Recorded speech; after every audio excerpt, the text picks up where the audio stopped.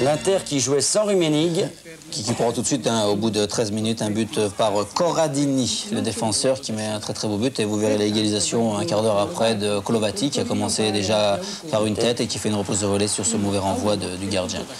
1-1, il se passe beaucoup de choses, beaucoup d'occasions. Là, on voit Mouraro qui frappe au but, et puis on verra sur une action un peu confuse un penalty, voilà, vous voyez Altobelli qui... Voilà, alors, Corradini sur Altobelli. On en a beaucoup parlé de ce penalty d'Altobelli.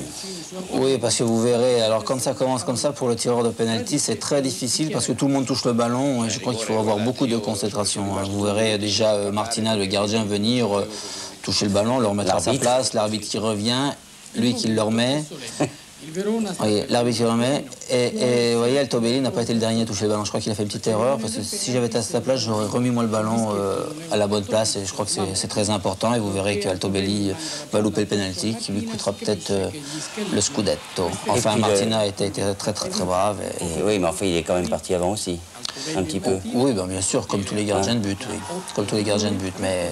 Et un partout. Là, l'Inter est peut-être passé à côté pour revenir sur Vérone, qui avait donc fait match nul avec la Juventus. Nous en sommes maintenant à Rome-Milan. Oui, avec le but de Virdis, tout de suite, là, vous voyez Virdis qui fait un beau crochet du pied droit et qui met une balle qui passe entre les pieds je crois, de Tancredi, le gardien de l'équipe nationale de la Rome. Et à la fin, oui, un peu d'incident parce qu'il y a Graziani qui a eu un peu des problèmes avec l'ancien de la Rome, Di Bartolomei. Enfin, pas très net, quoi, mais ça arrive de partout. Et surtout quand Rome perd chez lui, c'est très difficile. Alors on va à Florence avec cette mauvaise passe de Gentile qui donne le ballon à Paris. Qui va voir Salzano au centre, là, qui lui donne, et puis là, une belle frappe arrêtée en pleine lucarne, très forte, 1-0 pour la Sampdoria à Florence.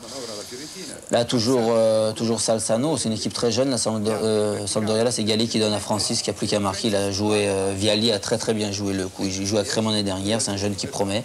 Il a donné un très bon ballon à Francis. On peut dire que là, la Fiorentina ne va pas avoir de réussite. Non, parce qu'on verrait cette tête d'Oriali sur la barre transversale, là, ça repart sur la barre transversale, et le gardien Bordone s'en sauve. C'est pas fini parce que vous verrez pas mal d'occasions de Florence. Là, vous voyez Socrates qui fait une très belle frappe de l'intérieur du pied droit brossé, qui va sur le poteau, toujours Socrates.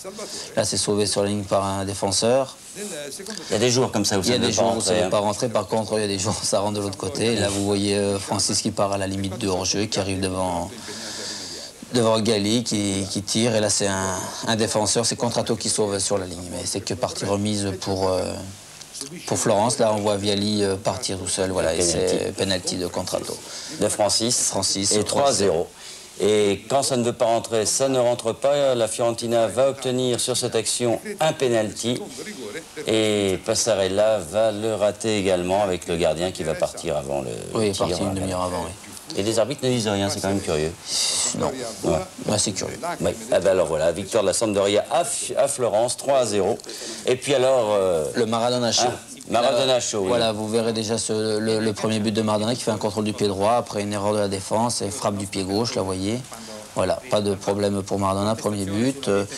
Et on va voir le deuxième but de Filizetti contre son camp, voilà. Ah oui, très discuté aussi. Non, il est rentré, le ballon est rentré, vous le verrez. Vous voyez, là, alors qu'on va voir Penzo à terre, voyez, il est rentré, vous verrez Penzo à terre qui essaie de le mettre, c'est marrant. Hein?